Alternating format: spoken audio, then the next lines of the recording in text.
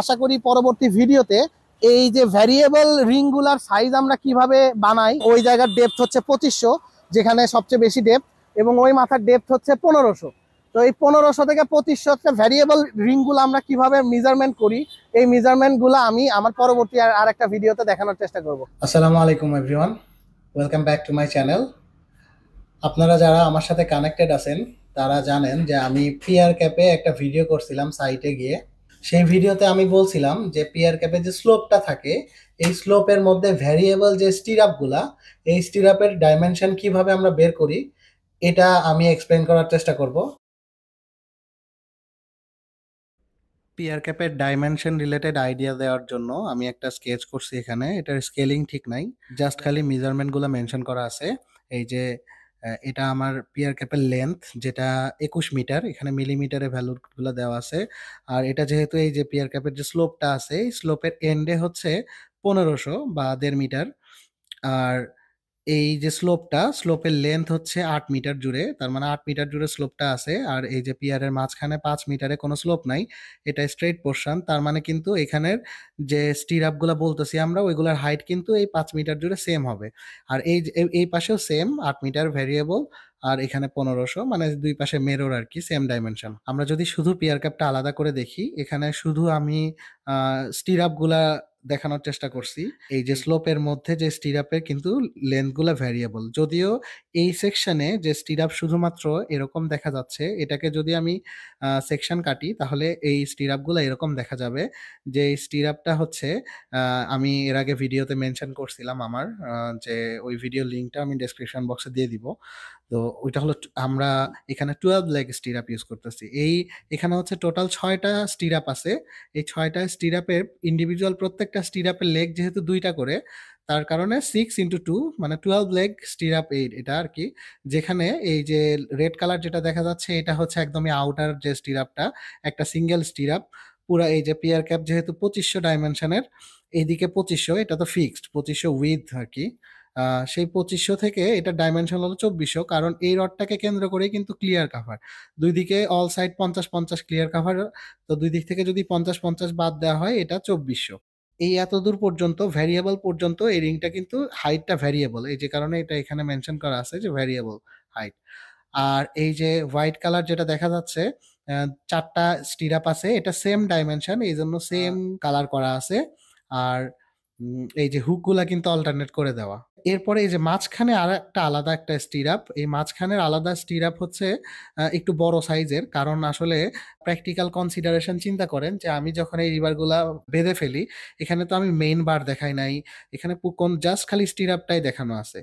Peer ক্যাপের মধ্যে টপে main বার আছে, বটমে রড আছে, তারপরে ফেস বার আছে। তো এরপরে উপরে তো বেয়ারিং পেডেস্টাল থাকেই। যেহেতু এটা স্টিরাপ রিলেটেড ইস্যু, আমি শুধু স্টিরাপ গুলো দেখাইছি। আর এটা বড় করার মেইন রিজনটা হচ্ছে যে আমার একটা প্যাসেজ তৈরি করা আর কি, মানে এদের উইথটা মিনিমাম এতটুকু হওয়া উচিত যেন একটা মানুষ ইজিলি এই বরাবর মুভ করতে পারে, কারণ রিবার গুলা কিন্তু বাঁধতে হয় বাইন্ডিং ওয়্যার দিয়ে। এই যে মেইন বটমের বার গুলা এবং টপের বার গুলা কিন্তু এই স্টিরাপের সাথে বাঁধতে হবে। নিচের গুলা বাঁধতে গেলে কিন্তু মাঝখানের একটা প্যাসেজ রাখতে হয়। যারা ঘরে বসে ডিজাইন করে তারা এই ব্যাপারগুলো চিন্তা করে না, কিন্তু ফিজিক্যালি যারা কাজ করছে, অভিজ্ঞ ডিজাইনার, তারা অবশ্যই কাজে ডিজাইন করার সময় এই ধরনের ব্যাপার স্যাপার চিন্তা করে। তো এই হচ্ছে আমার 12 লেগ। আশা করি সবাই 12 লেগের ব্যাপারটা বুঝতে পারছেন। যেহেতু 6টা স্টিরাপ, ইন্ডিভিজুয়ালি এটা একটার মতো করে কাজ করতেছে, কারণ এই যে এক লাইনে এরকম 6টা স্টিরাপ আছে, যেটা লেগ 12টা। তো আমরা মূল বিষয়ে চলে যাই যে আমার এই ভ্যারিয়েবল লেন্থটা আসলে কিভাবে বের করতে হবে। তো সেটার জন্য আমি এই একটা ডাইমেনশন আলাদা করে নিছি, যে যেহেতু আমার ভ্যারিয়েবল লেন্থটা হচ্ছে শুধুমাত্র এই যে এতটুকু এতটুকু এই পোর্শনটা তো স্ট্রেইট, তার মানে এই পোর্শনের সব স্টিরাপের হাইট সেম। আবার এই ভ্যারিয়েবল, তার মানে আমি যদি একটা পোর্শনের ভ্যারিয়েবল বের করে জাস্ট 2 দিয়ে মাল্টিপ্লাই করে দেই, তাহলে কিন্তু এই পোর্শনটা পেয়ে যাব। যেটার কারণে আমি এখানে শুধুমাত্র একটাই নিছি, একটা সেকশনই নিছি, যেখানে এই পোর্শনটা, এই যে স্লোপের শেষ মাথাটা কিন্তু 1500 হাইটের ছিল, আর স্লোপের স্টার্টিং হলো 2500 হাইটের। তার মানে এই 2500 হচ্ছে স্লোপের স্টার্টিং হাইট, মানে এখানে পিয়ার ক্যাপের হাইটটা 2 মিটার 500 এবং এন্ডে যায় 1500। তার মানে এই যে 2500 থেকে যদি 1500 বাদ দেই, এই 1 মিটার জুড়ে কিন্তু এই স্লোপটা হয়েছে আর কি। যেখানে 0 থেকে 8 মিটার পর্যন্ত গেলে 1 মিটার হাইট বাড়ে। তো তো এইভাবে করে আমরা জাস্ট ঐকিক নিয়মের মাধ্যমে এগুলা করে ফেলতে পারবো। আসলে এখানে এই মেজারমেন্টগুলো যে কেউই বের করে ফেলতে পারবে, এটা কোনো ব্যাপার না। আমার এই ভিডিও করার উদ্দেশ্য এখানে প্র্যাকটিক্যাল কিছু কনসিডারেশন আছে যেগুলো আমরা যদি খেয়াল না করি তাহলে আমাদের কিছু ভুল হয়ে যাবে। আর এই প্র্যাকটিক্যাল কনসিডারেশনগুলো কিন্তু এক্সপেরিয়েন্সড হলেই দেন হবে। কেউ ঘরে বসে যদি কেউ এগুলা কাজ করে তার ক্ষেত্রে এই ধরনের কনসিডারেশনে ভুল হতে পারে। আচ্ছা, যাই হোক, কথা না বাড়ায় আমরা আমাদের কাজের ইয়াতে চলে আসি। যে দেখেন, আমরা যখন এই ধরনের স্টিরাপের হিসাব করি তখন আমরা চিন্তা করি সবচেয়ে বড়টা আর সবচেয়ে ছোটটা আগে বের করে ফেলি। তো সবচেয়ে বড় যে স্টিরাপটা সেটা কিন্তু এখানেই বসবে, এই যে আমার 2500-তে, যেহেতু এর পরেও আমার পিয়ার ক্যাপটা আরো আছে, এখান থেকে তো স্ট্রেট হয়েছে, তার মানে এখানে ক্লিয়ার কাভার কনসিডারেশনের কোনো চিন্তা করার দরকারই নাই। যেহেতু এটা 2500, তার মানে সবচেয়ে বড় স্টিরাপটা কিন্তু 2400 হাইটেরই হবে। কেন 2400 হাইটের হবে? টপের থেকে 50 মিলি আর বটম থেকে 50 মিলি ক্লিয়ার কাভার বাদ দিয়ে দিব। কিন্তু যখন আমি ছোটটার লেন্থ বের করি, আমরা যেটা ভুল করি ম্যাক্সিমাম মানুষজন, যে ছোটটা বের করার সময় জাস্ট ক্লিয়ার কাভারটা বাদ দিয়ে দেই। এখন ঘটনা হচ্ছে যে এখানে ছোটটার লেন্থ বের করতে গেলে কিন্তু যেটা করতে হবে আমাকে, সেটা হচ্ছে ছোটটা কত দূর পরে বসে সেটা জানতে হবে। কারণ এখানে এই মাথায় 1500, আমি যদি 100 সামনে চলে আসি তাহলে কিন্তু লেন্থটা বাড়তেছে। এই যতটুকু সামনে যাব তত কিন্তু লেন্থ বাড়তেছে। তার মানে এই জায়গা থেকে কতটুকু দূরে এই ছোট রডটা বসবে এটা আমাকে জানতে হবে। এই কতটুকু দূরে ছোট রডটা বসবে এটাই আসলে আমরা সবাই ভুল করে ফেলি। আমরা সবাই করি কি, যে 50 মিলি ক্লিয়ার কাভার বাদ দেই, এখান থেকে 50 মিলি দূরে বসবে। কিন্তু আসলে 50 মিলি দূরে কিন্তু স্টিরাপটা বসে না। এই যে আমরা যদি খেয়াল করি যে এই মেইন বারের এই কোণাটা, এখানে কিন্তু এই যে এরকম মেইন বার থাকে, হ্যাঁ, মেইন বারটাকে কেন্দ্র করেই তো স্টিরাপটা পেঁচানো থাকে। তো আমরা চিন্তা করি যে মেইন বারের কর্নারটা এরকম, যে এখান থেকে 50 মিলি কাভারিং ধরে আমরা রিংটা লাগাই দিব। ধরলাম অনেকে 50 মিলি সাথে মেইন বারের ডায়াটা বাদ দিয়ে দেয়। কিন্তু শুধু মেইন বারের ডায়া বাদ দিলে হবে না। যেহেতু মেইন বারগুলা মোটামুটি একটু বড় সাইজের হয়, আমি এর আগে আমার আরো একটা ভিডিও আছে যেখানে দেখাইছিলাম যে বড় সাইজের রড কিন্তু বেন্ড করতে গেলে এই যে রেডিয়াস, বেন্ডিং রেডিয়াসটা বড় হইতে হয়। বেন্ডিং রেডিয়াস কোন জিনিস? এই যে এখানে দেখা যাচ্ছে কর্নারে একটা সার্কেলের মতো আছে। মজার ব্যাপার হচ্ছে যে এই যে সার্কেলটা, এই সার্কেলের যে রেডিয়াস বা এই সার্কেলের যে ব্যাসার্ধ, এটাকে এই ব্যাসার্ধ অনুসারে এটাকে ডিফাইন করা হয়। আপনি চিন্তা করেন, আমি যদি এই গোল জায়গা বরাবর স্টিরাপ লাগাই তাহলে কিন্তু সেটা দৃঢ়ভাবে আটকায় থাকবে না। আমাকে করতে হবে কি, এই যে যেখান থেকে রেডিয়াসটা স্টার্ট হয়েছে ওই জায়গার আগের থেকে আমাকে স্টিরাপটা বাঁধতে হবে। তো এই জায়গাটা কতটুকু? এখানে থেকে ক্লিয়ার কাভার আছে 50 মিলি, এই যে আউটের থেকে 50 মিলি ক্লিয়ার কাভার আছে, এবং এই যে রেডিয়াসটা, এই রেডিয়াসটাও কিন্তু আমাকে বাদ দিতে হবে। আমরা যে রডটা বেন্ড করছিলাম সেটার রেডিয়াস ছিল হচ্ছে 80 mm। এই 80 আর 50 mm অ্যাড করতে হবে। তার মানে আমার এই কর্নার থেকে ছোট রডটা কতটুকু দূরে বসবে? ওই যে বেন্ডিং রেডিয়াস 80 মিলি আর হচ্ছে আমার ক্লিয়ার কাভার, তার মানে 130 দূরে বসবে। আমার টার্গেট হচ্ছে ছোট স্টিরাপের হাইটটা জানা। আমরা এখন যেটা করব সেটা হচ্ছে এখান থেকে আমরা একটা ট্রায়াঙ্গেল বিবেচনা করব। এই দেখেন, এখানে যেহেতু 1500, তার মানে এই বরাবর যদি আমি একটা 1500 দাগ কাইটা দেই, যে এখানে আছে 1500, এই পাশে একটা রেক্ট্যাঙ্গেল তৈরি হচ্ছে, আর এই যে একটা ভ্যারিয়েবল ট্রায়াঙ্গেল তৈরি হচ্ছে, যে ট্রায়াঙ্গেলের এই যে শেষ মাথা 8 মিটারের শেষ মাথাটাই কিন্তু তার হাইটটা আছে 1 মিটার। এই 8 মিটারের এই মাথায় কিন্তু জিরো, জিরো থেকে 1 মিটারে যাচ্ছে। এই ট্রায়াঙ্গেলটাকে যদি আমরা বাইরে বের করে নিয়ে আসি আমাদের বোঝার সুবিধার জন্য, তাহলে এই যে এই মাথায় হচ্ছে জিরো, এই মাথায় হচ্ছে 8 মিটার, আর এটা আছে 1 মিটার। এখানে যদি আমরা ঐকিক নিয়মের কথা চিন্তা করি, যেহেতু এই যে আমার স্লোপটা কনস্ট্যান্ট গ্র্যাজুয়ালি, এটা যদি এরকম ভাঁজ ভাঁজ থাকতো তাহলে কিন্তু আমার কোনো ঐকিক নিয়ম কাজ করতো না। যেহেতু এটা গ্র্যাজুয়াল একটা স্ট্রেট লাইন, সেহেতু এটা স্লোপের ভ্যালু থেকে এটা বের করা যাবে। এটাকে ঐকিক নিয়মের অঙ্ক করে, মানে যে স্লোপটা তো আমরা ঐকিক নিয়মের অঙ্ক করেই বের করি, তাই না? ওইভাবে ঐকিক নিয়মেরটা করে করা যাবে। অথবা আমরা জিওমেট্রিক্যালি সদৃশকোণী ত্রিভুজ চিন্তা করেও করে ফেলতে পারবো, যেটা হচ্ছে ইকুইঅ্যাঙ্গুলার ট্রায়াঙ্গেল বলি আমরা। আমরা এই দুইটা সেটআপই দেখবো, যে স্লোপ থেকে এই যে ঐকিক নিয়মের সেটআপটা, যে আমরা দেখতেছি যে 8 মিটারে কিন্তু ম্যাক্সিমাম হচ্ছে হাইটটা বাড়ছে 1 মিটারে। তার মানে 8 মিটারে কত? 1 মিটার। 1 মিটারে কত? 1 মিটার অবশ্যই কম হবে। তার মানে 1 মিটার বাই 8 মিটার। এই যে আমি মিলিমিটারে বসাচ্ছি, এই জন্য 8000 করে বসাচ্ছি। আর আমার এই যে এই মাথায় ছোট স্টিরাপটা কতটুকু দূরে বসতো? 130 মিলিমিটার। আমরা এই যে এত কাহিনী করে হিসাব করছিলাম কত? 130 মিলিমিটার দূরে বসবে, তাই তো? তো 130 মিলিমিটার দূরে, মানে এই যে এরকম জায়গাতে কত হবে? তার মানে 130-এ কত? 1000 গুণন 130 ডিভাইডেড বাই 8000। এটাকে যদি আমরা ক্যালকুলেট করি তাহলে এই যে এরকম একটা ভ্যালু আসবে 16.25 মিলিমিটার। তার মানে এই জায়গাতে লেন্থ আছে কত? 16.25 মিলিমিটার। তাহলে এই যে এই পাশ থেকে তো 1500 আছেই, 1500 তো এই রেক্ট্যাঙ্গেলে কাভার করতেছেই। আর এই ট্রায়াঙ্গেলের যেহেতু 130 দূরে আছে, যেটার কারণে আছে 16.25 মিলিমিটার। জিওমেট্রিক্যালি এটাকে প্রুফ করার জন্য এই যে A B C R A E D দুইটা ত্রিভুজ যে সদৃশকোণী, এই দুইটা ত্রিভুজের কোণগুলা যে একটা আর একটা সমান, এটা কেমনে বুঝলাম আমরা? কারণ এই যে বিসিটা কিন্তু ডি এর প্যারালাল লাইন, যেহেতু এটা একই ক্ষেত্রের মধ্যে, যে কারণে এই যে এই কোণ আর এই পাশের কোণ সেম হবে, আর এই যে নিচের কোণ এই পাশের কোণ সেম হবে। ত্রিভুজ এবিসি এবং এডি এর যেহেতু সদৃশকোণী, তার মানে তাদের বাহুগুলার অনুপাত সমান। এই যে এখানে বাহুগুলার জন্য আমাকে দেখতে হবে যে কোন বাহুটা আমার এখানে দরকার। আমরা কোন বাহুর ভ্যালুটা জানি এখানে। এই যে এ এর ভ্যালু জানি, তাই না? আমরা এ এর ভ্যালু কেমনে জানি? এটা যে 150, ওই যে 150 দূরে ছিল। এ বি এর ভ্যালু জানি। এ বি এর ভ্যালু কত? 8 মিটার। পুরাটাই তো 8 মিটার। আর আমরা জানি বিসি এর ভ্যালু জানি 1 মিটার। আমরা কি জানি না? ডি এর ভ্যালু জানি না। আমরা এটাকে কিভাবে লিখবো? যে এভাবে লিখবো যে 8 মিটার, 8 মিটার তো পুরাটা। 8 মিটার বাই 1 মিটার। বড় ত্রিভুজের বাহুদ্বয়ের অনুপাত। এখন এদিকে 150 বাই ডিই কত? ডিই আমরা জানি না। ডিই হলো এক্স। এখান থেকে যদি আমরা এক্স এর ভ্যালু বের করি তাহলে কিন্তু ঠিক এরকমই একটা রেজাল্ট পাবো। এই 150, সরি আমি এখানে 150 ধরছি, এটা তো 150 না, এটা হচ্ছে 130। ওই যে 130 দূরে ওই রডটা বসে, এখান থেকে 130 দূরে, আমি এটা 150 লিখে ফেলছিলাম।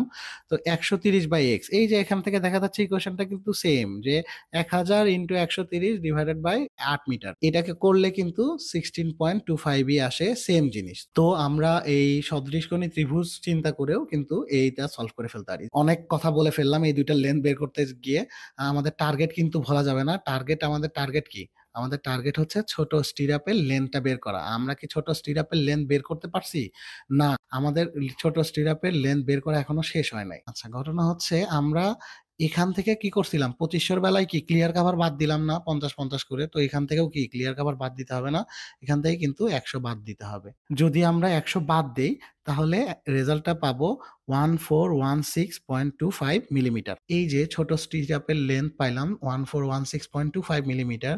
এখন ঘটনা হচ্ছে মিলিমিটার এমনিই অনেক ছোট, তার মধ্যে এরকম একটা জিনিস যদি আপনি আপনার রড মিস্ত্রিকে দেন, ও বিরক্ত হয়ে যাবে। ওকে আইডেন্টিফাই করার জন্য ইজি একটা দিতে হবে, যেহেতু 1.25 মিলিমিটার অনেক ছোট একটা ব্যাপার, তার জন্য ওকে আপনি দিবেন 1415 মিলিমিটার, কারণ ওই টেপের মধ্যে 1415 ও ইজিলি ডিটেক্ট করে ফেলতে পারবে এবং ওই ডাইমেনশন অনুযায়ী ও রড আমাদের সবচেয়ে গুরুত্বপূর্ণ কাজটা কিন্তু আমরা অলরেডি করে ফেলছি। সেটা হচ্ছে আমাদের সবচেয়ে বড় স্টিরাপের হাইট এবং ছোট স্টিরাপের হাইট অলরেডি আমরা বের করে ফেলছি। এখন আমরা যেটা করব যে এই যে 125 সেন্টার টু সেন্টার, এই যে স্টিরাপ একটা থেকে আরেকটা, আমি ধরে নিচ্ছি যে আমার ড্রয়িং এ 125 সেন্টার টু সেন্টার আছে। একটা থেকে আরেকটা 125 মিলিমিটার দূরে আছে। তো এইটা থেকে আমি টোটাল কোয়ান্টিটিটা বের করে ফেলবো আগে। তো টোটাল কোয়ান্টিটি বের করার জন্য আমাকে যেটা করতে হবে সেটা হচ্ছে এই পাশ থেকে টোটাল ডাইমেনশনটাকে আমাকে বের করতে হবে। টোটাল ডাইমেনশন মানে কি? কোন ডাইমেনশনে স্টিরাপটা বসতেছে। আমি কিন্তু 8 মিটারকে 125 দিয়ে ভাগ করলে পাবো না। আমাকে যেটা করতে হবে, স্টিরাপটা বসতেছে এই যে 130 না? এই 130 কিন্তু বাদ দিতে হবে। তাহলে আমরা যদি 8 মিটার থেকে 130 বাদ দেই, তাহলে পাবো হচ্ছে 7 মিটার 870। এই 7 মিটার 870 কে ভাগ করব 125 দিয়ে। 125 দিয়ে যদি ভাগ করি তাহলে আমরা সেটা অ্যাপ্রক্সিমেটলি রেজাল্ট পাবো 62.96। এই 62.96 এ কিন্তু রাউন্ড আপ করে নিতে হবে, যেহেতু এটা 63 এর খুব কাছাকাছি, এজন্য এটাকে আমরা 63 লিখবো। আচ্ছা, এখন ঘটনা হচ্ছে আমরা যে ভাগ দিয়ে কি ডিরেক্ট রডের সংখ্যা বের হলো? না, ভাগ দিয়ে কিন্তু বের হলো যে একটা রড থেকে আর একটা রডের গ্যাপ কয়টা। তো এখানে আমাকে কি করতে হবে? 1 যোগ করতে হবে রডের জন্য। তার মানে টোটাল রিবার আর হচ্ছে 64, 63 প্লাস 1। গ্যাপ যদি 63টা হয়, রড আরো একটা বেশি হবে। রড আরো একটা বেশি হতেই হবে। যাই হোক, এই রড কিন্তু সবসময় একটা বেশি হবে না। এই পেরিফেরি যদি চারদিক থেকে মিলে যায় তখন কিন্তু আর রড একটা বেশি লাগে না। পেরিফেরি যদি চারদিক থেকে মিলে যায় বলতে হয়তো অনেকে বুঝে নাই। আমি বলি এই যে সার্কেলের মধ্যে সার্কেলের পেরিফেরি বের করার পরে স্পেসিং দিয়ে ভাগ দিলে যতগুলা গ্যাপ পাওয়া যাবে ততগুলাই রড পাওয়া যাবে। কারণ এই পেরিফেরিটা মিলে গেছে। শুধু সার্কেল না, চাইর কোনা যেকোনো জিনিস পেরিফেরি বের করে যদি স্পেসিং দিয়ে ভাগ দেই যতগুলা গ্যাপ পাওয়া যাবে ততগুলাই রড পাওয়া যাবে। কারণ হচ্ছে এটা পেরিফেরিটা একটা আরেকটার সাথে মিলে গেছে। আর এটা যেহেতু মিলে নাই, এটা এক মাথা আর এটা আরেক মাথা, কোনো মেলামেলি নাই। এই যে কারণে আমরা এক যোগ করব, এখানে যোগ করব আর ওইখানে করব না। অনেক সময় হয় কি আমরা ওই এক যোগ করতে করে সার্কেলের বেলাও করি, যেখানে পেরিফেরি মিলছে ওইখানেও এক যোগ করি। এটা হচ্ছে যে ওই যে না বুঝে এক যোগ করে দেওয়া। এই জন্য সবকিছু বুঝতে হবে, বুঝে তারপরে সেটার ভেতরে ঢুকতে হবে। ভিডিওটা অনেক বড় হয়ে যাচ্ছে, আমি এক্সট্রিমলি সরি। আমি আসলে চিন্তা করি যে আমার অডিয়েন্স যারা তারা একদমই ফ্রেশার্স, তাদের সাথে একটু ডিটেইলেই বলা উচিত। তো যাদের ভালো লাগবে শুধু তারাই দেখবে ইনশাল্লাহ। আমরা কি করলাম, টোটাল রড 64টা। এই 63 জিনিসটা কিন্তু ইম্পর্টেন্ট, এটা আমাদের কাজে লাগবে, এখনো স্টিল আমাদের কাজে লাগবে। কি কাজে লাগবে? একটা রড থেকে আরেকটা রড কতটুকু বড় হবে, একটা রড থেকে আরেকটা রড কতটুকু বড় হবে সেটার জন্য কিন্তু এই 63টা খুবই ইম্পর্টেন্ট ব্যাপার। আমরা যেটা এখন করব, সবচেয়ে বড় রডটা হয়েছে 2400, তাই না? আর সবচেয়ে ছোট রডটা হয়েছে 1415। এই বড় আর ছোটর মধ্যে ডিফারেন্সটা বের করব। কেমনে বের করব? 2400 থেকে 1415টা বাদ দিব। তো এটা যদি বাদ দেই তাহলে আমরা পাবো হচ্ছে 985। এই 985 হচ্ছে এই 1415 থেকে 2400-র মধ্যে ডিফারেন্স। এই 985-কে ভাগ করব কত দিয়ে? 63 দিয়ে, নট 64 দিয়ে। কেন 64 দিয়ে ভাগ করব না? কারণ হচ্ছে আমার একই ব্যাপার, ওই যে এই যে গ্যাপের সংখ্যায় ডিপেন্ড করতেছে একটা আরেকটা থেকে কতটুকু বড়। আমরা যদি 985-কে 63 দিয়ে ভাগ দেই তাহলে যেটা পাবো সেটা হচ্ছে 15.6349। এই যে আমি অনেকগুলা ডিজিট কেন লিখলাম, এটা অনেক ইম্পর্টেন্ট একটা ব্যাপার। আমরা কি করব, অনেকেই হচ্ছে যে যেটা করে সেটা হচ্ছে যে এটাকে রাউন্ড আপ করে। এটাকে কিন্তু রাউন্ড আপ করা যাবে না। এই যে ডিফারেন্সকে মোটেও রাউন্ড আপ করা যাবে না, কারণ 1 মিলি ডিফারেন্স হইলে রড আছে 64টা, 64 মিলি ডিফারেন্স হয়ে যাবে। 64 মিলি কিন্তু প্রায় 2.5 ইঞ্চির সমান। তো এই 2.5 ইঞ্চি পরিমাণ হাইট যদি ডিফারেন্স হয় তখন কিন্তু আপনি স্পেসিং মেনটেন করতে পারবেন না। কারণ এখানে ভ্যারিয়েবল লেন্থের স্টিরাপটা এমন একটা জিনিস, হাইট ঠিক না থাকলে কোনোদিনই স্পেসিং ঠিক থাকবে না। দেখবেন যে ভ্যারিয়েবল জায়গাতে স্টিরাপের স্পেসিং কেউ মিলাইতে পারে না সহজে। কেন মিলাইতে পারে না? কারণ এই যে তারা কি করে, তারা যেটা করে এই যে 1415-র সাথে এটাকে রাউন্ড আপ করে নিয়ে যায়, খালি যোগ দিয়ে যোগ দিয়ে যোগ দিয়ে 64টা বানায়। ওইভাবে করা যাবে না।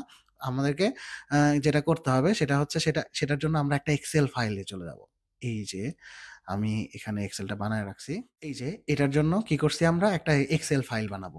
সেই এক্সেল ফাইলটাতে এই যে বিগ সাইজ কত আছে, স্মল সাইজ কত আছে, তার ডিফারেন্সটা এই যে 985 ডিফারেন্স, টোটাল স্পেস এই যে 63টা, তার মানে এই 985-কে আমি 63 দিয়ে ভাগ দিব, এই যে 15.634 চলে আসছে।